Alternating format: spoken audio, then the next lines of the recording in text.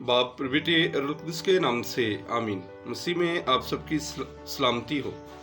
आज हम साल के दौरान 20वें हफ्ते के बुध की तलावतों पर ध्यान और ज्ञान करते हैं।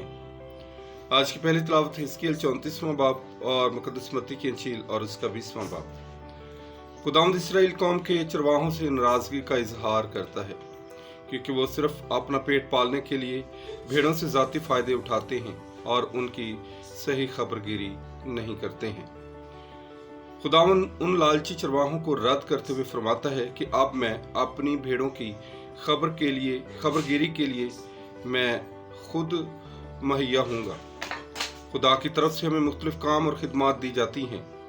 जब हम इनको पूरा नहीं करते तो खुदा वो हमसे वापस ले लेता है और ऐसे इंसान को दे देता है जो इस जिम्मेदारी को सरअंजाम देने के काबिल होते हैं। क्या हम अपनी खिदमत में ध्यानदार हैं? खुदा की बादशाही सिर्फ मखसूस लोगों के लिए नहीं है, बल्कि सबके लिए है, खा वो यहूदी हों या गैर अक़वाम से, पहले आए हों या बाद में आए हों, सब बराबर हैं और सबको बराबर मुआवजा मिलेगा। खुदा की बादशाही के दरवाजे हर किसी के लिए खुले हैं। खुदा सबको प्यार करता है। उसकी निगाह में सब इंसान बराबर हैं।